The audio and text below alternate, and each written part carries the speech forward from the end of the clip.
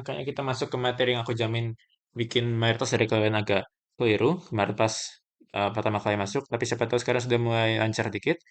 Dan itu adalah rekursif. Oke, ketika aku gunakan kata fungsi rekursif, ketika aku gunakan kata rekursif, apa yang masuk di pikiran kalian? Pasti sebuah rekursif itu dari nama aja kan, reoccurrence, reakursi. Itu berarti suatu pengulangan kan? Cuma itu pengulangan dengan memanggil sebuah fungsi. Dan sebuah fungsi rekursif akan memanggil dirinya sendiri. Nah, itu mungkin tidak terlalu jelas dari kata. Coba aku langsung beri sebuah contoh ya. Aku ada sebuah fungsi namanya f dalam kurung x eh, sama dengan ax kuadrat tambah 6 tambah yang aku bilang sini. Inilah bagian rekursinya. Yang ini yang membuat fungsinya jadi fungsi rekursi. Ditambah f dalam kurung x min 1. Dan ini adalah bagian dari rekursinya. Dari sini aja bisa kita lihat bahwa itu yang saya katakan tadi kan, yang bagian dalam f dalam kurung x min 1 ini, ups, ini tuh sudah pemanggilan dari fungsi tadi yang di sini oleh dirinya sendiri. Cuma ada perubahan sedikit, di mana x-nya berkurang 1. Jadi di sini aku mau coba kasih sebuah contoh, di mana f itu adalah 3. F adalah 3. Berarti di sini ya, kalau aku hitung, daripada A, aku bilanglah ini 5 ya. Aku bilang A itu, eh, aku bilang,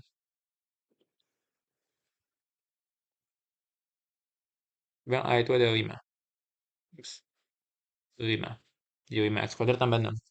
Berarti cukup di sini keterusnya 5 kali x kuadrat yaitu 9 ditambah 6 tambah sekarang yang bagian rekursi tadi ya. Yang terjadi di sini berarti sekarang ditambah dengan namanya, oke, ini masih biru akhirnya. Tambah dengan f f 3 dikurang 1 adalah 2. Nah, berarti yang dari sekarang kita harus hitung terlebih dahulu juga apa f dalam kurung 2 ini. Kalau f dalam kurung f 2, dengan x-nya 2, em, berarti akan memanggil kembali lagi yang 5x kuadrat tambah 6 ini. Ini dikerjakan sekali lagi. Pengulangan lah, rekursi. Aku akan menggunakan warna merah. Jadi f dalam kurung 2 sekarang coba kita hitung ya. Kalau f dalam kurung 2 itu adalah 5 kali 4 tambah 6. Lanjut lagi, berarti belum selesai. Ini kan masih harus ditambah f dalam kurung x min 1 ini. Berarti aku bilanglah sekarang, itu f tambah, ups, tambah, namanya, f dalam kurung 1, ups, f dalam kurung 1. Mari kita coba sekali lagi di sini.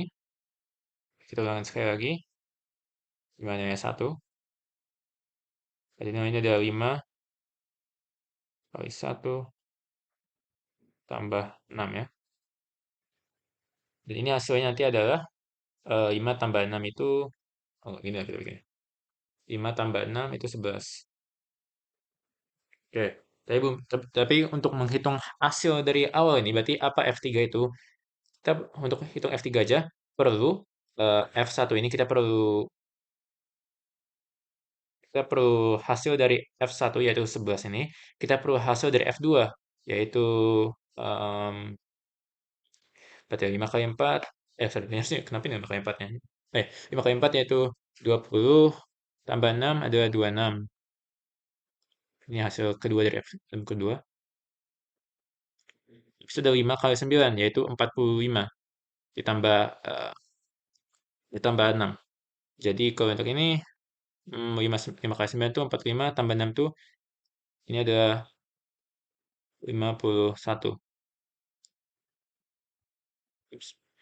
Jadi, hasil akhir dari pemanggilan dari fungsi f dalam kurung 3 ini, di mana ada 5x kuadrat tambah 6, itu dari 51 itu tambah 26 tambah 11, yang hasil akhirnya adalah 51 tambah 11 itu 62, tambah 26 itu 8. Oh, tambahnya adalah, final answer adalah 88. Dan itu contoh aritmatika dari sebuah rekursi. Coba kita bahas ulang sedikit lagi. Berarti aku ada fungsi namanya f dalam fx, di mana fungsi itu ada 5x kuadrat tambah 6 tambah dirinya sendiri, fungsi tadi, dikurang 1. Berarti di sini tadi, aku ada nilai sekarang, aku mau ada test case, di mana x-nya itu ada 3. Nah, saatnya x-nya itu 3, em, dibilang sini itu ada 5 kali 9 tambah 6 tambah f dalam kurung 2. Karena tadi kan ingat mesti kurang 1. X kurang 1. Berarti gara-gara ada penggunaan dari fungsi tadi lagi, harus kita kerjakan juga saat f-nya itu 2. Kita kerjakan aja itu, dan ada akhirnya lagi, sampai F1, kita kerjakan di mana hasilnya ada 11. Cuma, nggak ada kan sebenarnya peraturan bahwa harus berhenti di sini. Bagaimana jika aku bikin satu, aku lanjut lah ini. Aku bilang ada juga f dalam kurung 1 kurang 1, yaitu 0. Nah, ini ada hasilnya sendiri. Nanti hasilnya itu kan 6 kan, karena uh, ya 5 dikali 0 itu 6. Tapi juga nggak perlu berhenti sini. Bisa aku bilang, oh ini kan harus ditambah lagi sama f dalam kurung 0 min 1, yaitu min 1. Jadi nanti ada f kurung min 1, ya sama dengan nilai, sorry, agak santai dikit, min 1, berarti nanti ini harus jadi uh, min 5 tambah 6 ya kan. Nah, berarti ini bisa terus kita jalan lah, non-stop, pokoknya nggak ada cara berhentinya. Jadi kita harus bisa atur biar bisa berhenti. Berarti inilah komponen sebuah fungsi ya, sebuah rekursi. Sebuah rekursi ada dua hal yang perlu kita perhatikan, yaitu pertama base zero atau kapan berhentinya. Berarti eh, pindahkan sebagian dari ini ke atas ya. Berarti kita perlu sebuah base zero. Oops. Itu namanya base zero atau base kosong. Nah, dan base kosong ini akan berupa sebuah kondisi. Sebagai contoh, kalau yang tadi aku mau niatnya berhenti saat sudah di satu ini. Berarti berhentinya saat x-nya sudah habis nilainya atau sudah nol.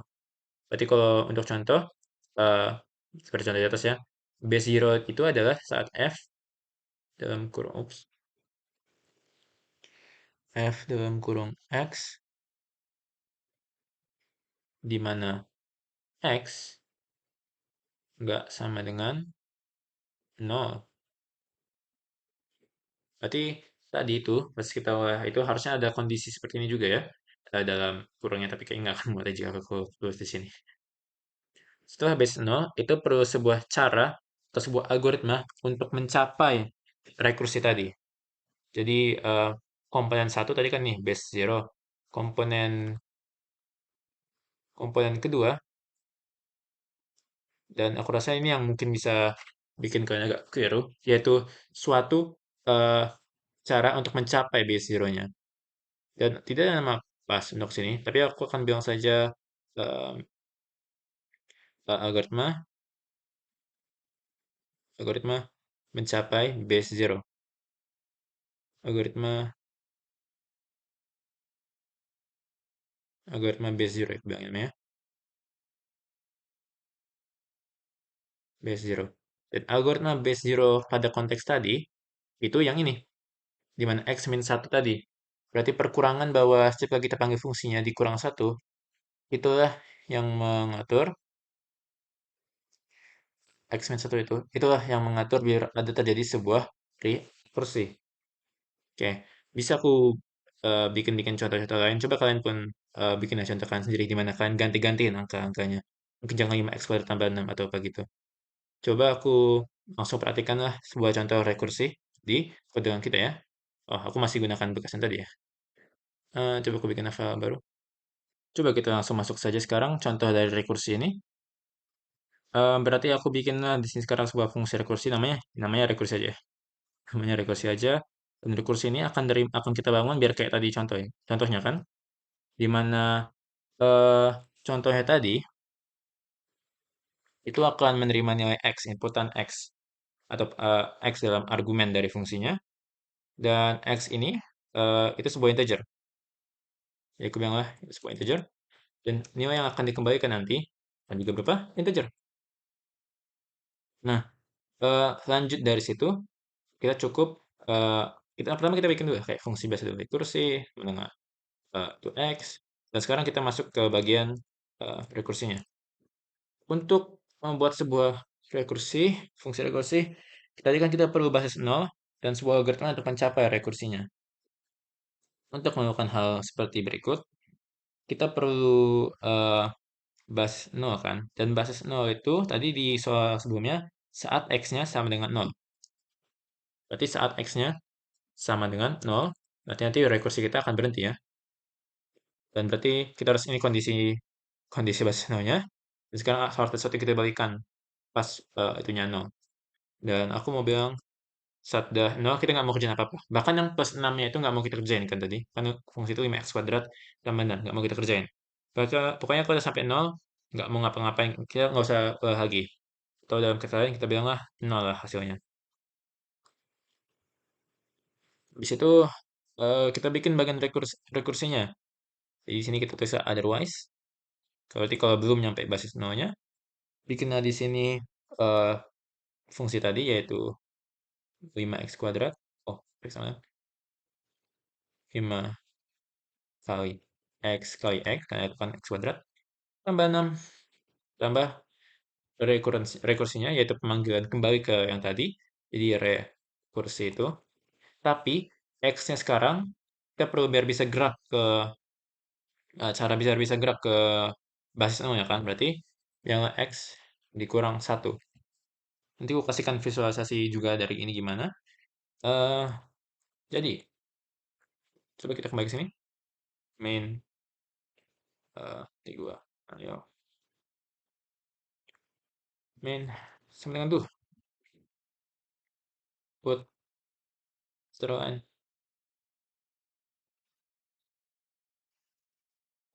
Di sini aku bikin pemanggilan dari fungsinya. Show, aku mau bikin X-nya 4 aja dulu ya. Karena kan sudah kita lihat yang kalau 3. Oke, coba kita runkan. Mana rekursinya 4.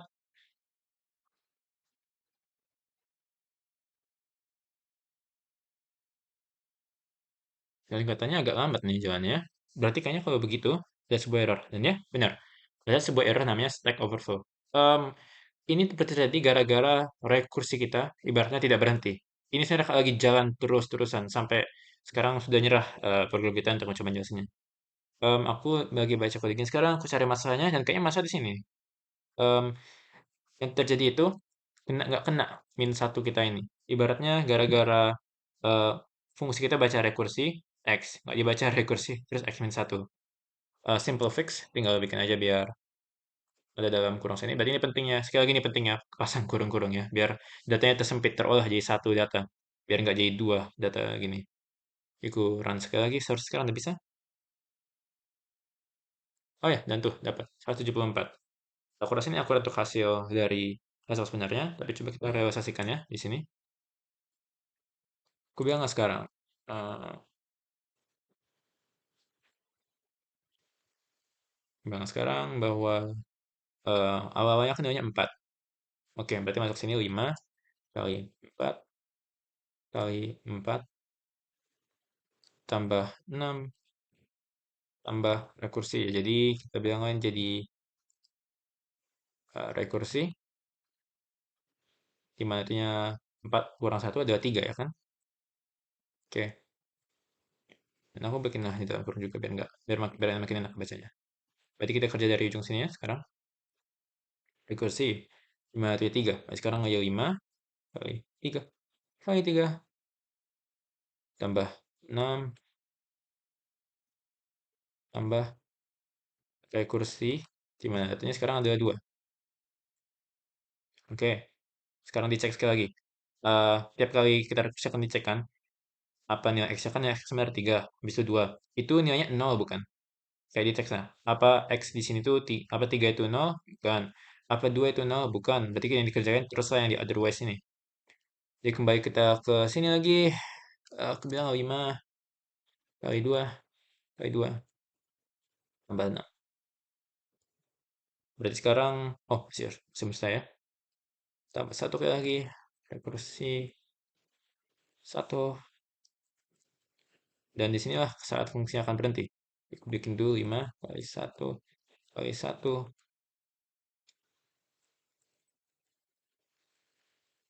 tambah 6 tambah rekursi 0. Berarti kita sampai ke basis akhirnya kan. Berarti sekarang pas masuk ke codingan yang di sini, ditanya, X-nya 0 bukan? Iya. Berarti sekarang yang dikerjakan cuma dikembalikan nilai 0 ini. Yang dikena di otherwise ini selesai, nggak akan dipakai lagi codingannya, dan berhenti di 0 sini. Berarti hasil dari rekursi 0 itu adalah 0. Jadi coba kita hitunglah hasil dari semua ini apa? 5 kali 4 kali 4. 16 tambah 5, 16 kali 5 itu 80, tambah 6 itu 86. Aku tulis 86. Di sini coba. Sekarang kurang bagus ini di sini. Ini aja.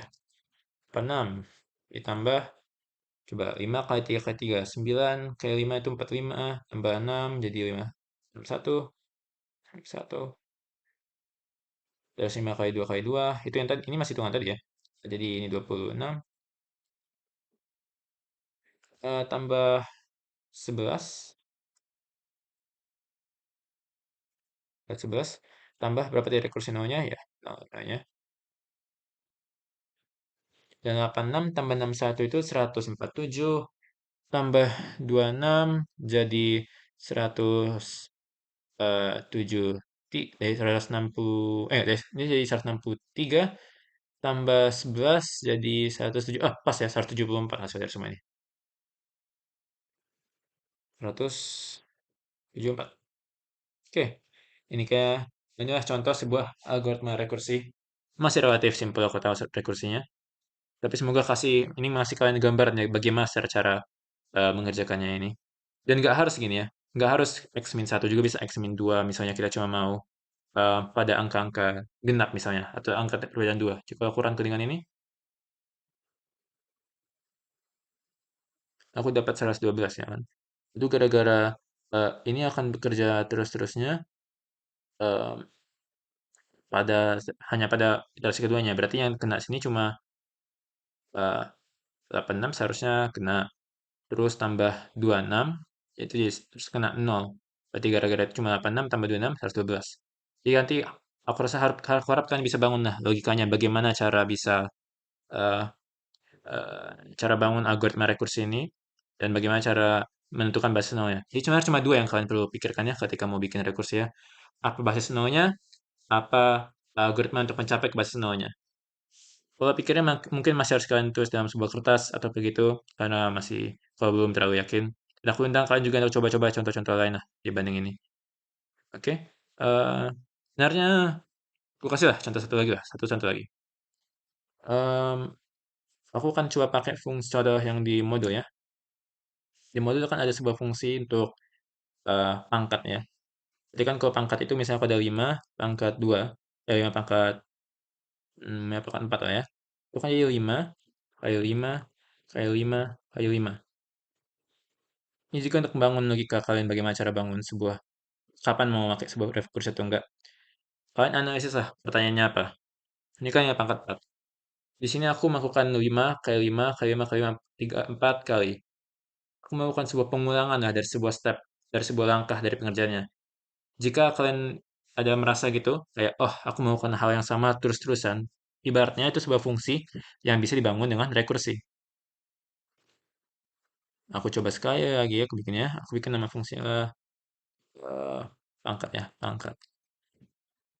Pangkat akan terima eh, dua integer, berarti gini, integer, dan hasil akhirnya juga sebuah integer. Kemudian pangkat akan terima X sama Y, Timbangnya nanti X pangkat itu ya, soalnya. Berarti di sini, apa basis nolnya? Ibaratnya basis nolnya, yang mau kita pangkatin kan X. Misalkan kita pangkatin sebanyak berapa lah nanti nilainya Y. Berarti ini akan berhenti saat Y-nya sudah bernilai berapa? Sama kan nilainya 0. Cuma em, kita juga harus bikin situasi di mana Y-nya mungkin nilainya juga eh, 0 ya. Berarti sekarang, eh, ketika aku punya sebuah angka 5 kali 5 pangkat 0, apa hasilnya? Nanti adalah 1 kan? Berarti coba kita ketik dulu lah. Saat itu minta sebuah pangkat 0, saat itu minta sebuah pangkat 0, berarti kita akan kembalikan nilai 1. Dan itu akan, berarti akan berhenti lah loop kita. Cuma juga ada situasi di mana eh, loopnya itu eh, adalah 5 pangkat 1. Kalau 5 pangkat 1 nggak terjadi kan perkalian. Jadi kita nggak cukup hanya berhenti di 0. Aku harap kalian kegambar maksudku gimana. Kalau tidak, coba aku kasih sedikit visualisasi lagi. Sini. Oke. Jadi kita bikin fungsi pangkatnya.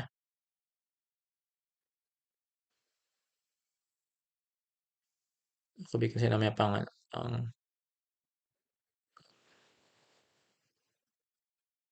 Akan terima X dan akan terima Y dalam argumennya. Dalam parameternya sebagai argumen. Oke. Dari situ kita kerjakan. Nah, tadi kan kita mau kerjain misalnya eh, loopingnya berarti nanti akan berbasis pada Y ya. Jadi kita bilang X akan terus dikali dengan X. Aku kan pakai karakter kali ini ya, yang titik aja ya. X dikali X selama eh, di mana tunggu sampai di mana X sorry di mana Y bikin dengan merah kondisinya di mana Y eh, bukan sorry aku lupa kita masih di Haskell bukan 1 dan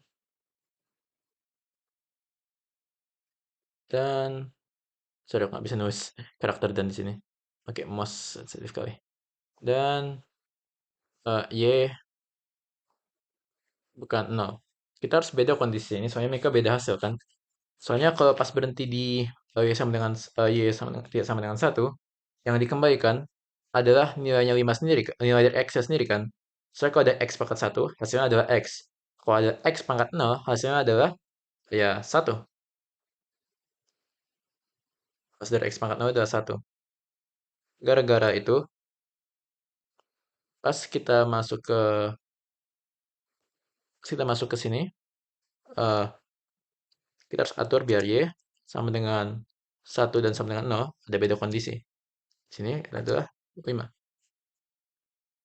Ups, sorry. Maksudnya kalau inputnya 5. Berarti sekarang kita bisa masuk ke kondisi dari pangkatannya gimana.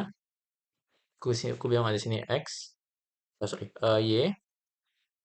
Jadi di mana Y itu, eh, oh bukan, ya, nggak usah pakai Y, langsung X saja. Kita bilang pakai otherwise lah. Pakai otherwise, berarti X akan dikali dengan apa hasil akhirnya dari pangkat itu. Di pangkat, pangkat dari eh, X masih tetap. Yang kita gunakan sebagai bahan iterasinya adalah Y-nya kan. Berarti Y akan dikurang 1 sini. Dan ingat, pakai kurung, biar nggak kena error Stack Overflow kayak tadi. Aku harap kalian ke gambar maksudnya gimana. Soalnya kan, satu kali lagi, misalnya aku bikin 5 kali 4.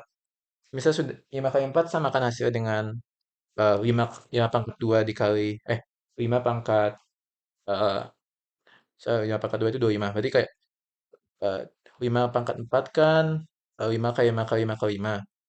Tapi juga bisa aku bilang kan, kayak 25 kali 5 kali 5, itu sama hasilnya kan. Maksudnya 5 kali 5 kali 5 kali 5 Bilang dua di sini 5 kali 5, sorry, 2 maksudku 25 kali 5 kali 5. Sama kan hasil ke ini?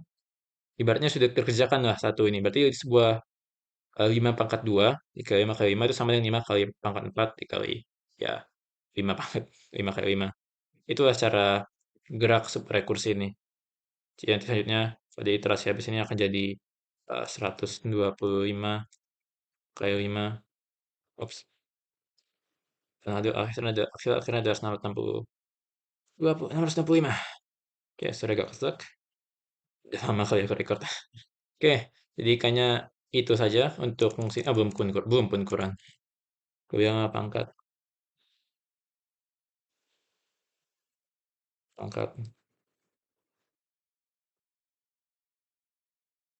5 pangkat 4.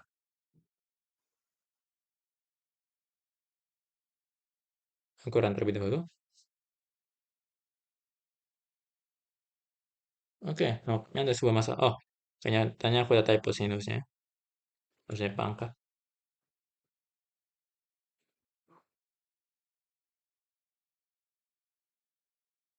Oke, nampaknya aku ada sebuah. Oh, baru lagi. Harus aku bikin tanda kali di sini ya. Hai, itu seberapa lama aku rekam ini. Oke, dan itu dapat hasil akhir di sini ya, 625. Aku harap kalian dapat sedikit lah gambaran dari bagaimana cara kerja rekursi itu atau fungsi dan cara membangun sebuah fungsi rekursi. Mulai dari sekarang nanti kita akan masuk ke modul 5. Pas jelasin modul 5, aku akan coba kerjakanlah dari awal sambil jelasin ke kalian bagaimana cara pola pikirku bangun sebuah logika dalam untuk menjadi modul 5 nanti. Jadi aku saran pelajari juga fungsi sedikit lagi, barulah masuk ke bagian video habis ini, lah, yang modul 5. Makanya yang itu akan paling lama dari semuanya. Oke, good luck ya.